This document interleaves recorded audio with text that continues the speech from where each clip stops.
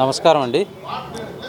ఈరోజు మన అనంతపురం నగరంలో టవర్ క్లాక్ దగ్గర ఉన్నటువంటి ప్రెస్ క్లబ్లో ఈ ప్రెస్ క్లబ్లో ఉన్నటువంటి జర్నలిస్టుల మధ్య వివాదం ఉండడం వలన ఈ క్లబ్ని దీనికి సంబంధించినటువంటి అసోసియేషన్ని ఆర్గనైజేషన్ని నడపడంలో కొంత విభేదాలు తలెత్తినాయి.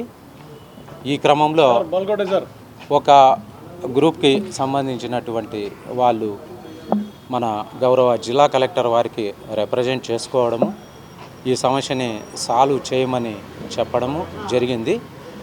ఈ క్రమంలో కలెక్టర్ గారి ఆదేశాల మేరకు ఇక్కడ ప్రెస్ క్లబ్కి తహసీల్దార్గా నేను, డిస్టిక్ కోఆపరేటివ్ ఆఫీసరు, అదేవిధంగా అసిస్టెంట్ డైరెక్టర్ ఆఫ్ I&PR మేము ముగ్గురం కూడా వచ్చి ఇక్కడ ఈ ప్రెస్ క్లబ్ దగ్గర అంటే వీళ్ళకు ఉన్నటువంటి లీగల్ శాంక్టిటీ ఏమి, చట్టబద్ధమైనటువంటి దీన్ని నడిపేకి కావాల్సినటువంటి చట్టబద్ధమైనటువంటివన్నీ ఉన్నాయా లేవా అని చెప్పేసి ఇక్కడ వీళ్ళందరితో అన్ని గ్రూపులని కూర్చోబెట్టి డిస్కస్ చేయడం జరిగింది.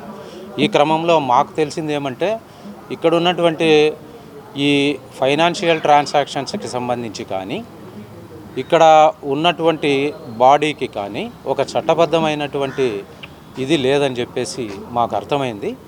ఈ క్రమంలో ఈ సర్వే నెంబర్ని వీటిని పరిశీలిస్తే కూడా ఇది రెవెన్యూ డిపార్ట్మెంట్కి సంబంధించినటువంటి 2057 అనేటువంటి ఒక సర్వే నెంబరు. ఈ సర్వే నెంబరు దీంట్లో ఉన్నటువంటి కట్టడాలకు కూడా వీళ్ళకి అలైనేషన్ జరిగి వీళ్ళకి కేటాయింపు కూడా జరిగి ఉండలేదు. కానీ ముందు నుంచి ఉన్నటువంటి సత్సంబంధాలతో వీటిని కొనసాగిస్తున్నారు.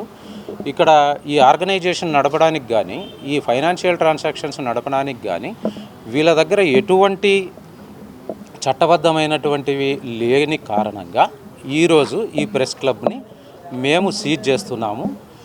ఈ ప్రెస్ క్లబ్కి సంబంధించినటువంటి ఎవరైతే మెంబర్స్ వీళ్ళంతా ఉన్నారో వీళ్ళు చట్టబద్ధంగా డిస్టిక్ కోఆపరేటివ్ ఆఫీసర్ దగ్గర కానీ డిస్టిక్ రిజిస్ట్రార్ దగ్గర కానీ ఒక ఆర్గనైజేషన్ని రిజిస్ట్రేషన్ చేయించుకొని తర్వాత చట్టబద్ధంగా ఒక ఎన్నిక కాబడితే ఆ ఆర్గనైజేషన్కి కానీ ఆ కోఆపరేటివ్ సొసైటీస్కి లేదంటే ఆ కోఆపరేటివ్ ఆఫీసర్కి మేము ఈ బిల్డింగ్ని దీన్ని హ్యాండ్ ఓవర్ చేస్తామని చెప్పేసి చెప్పుకుంటున్నాం.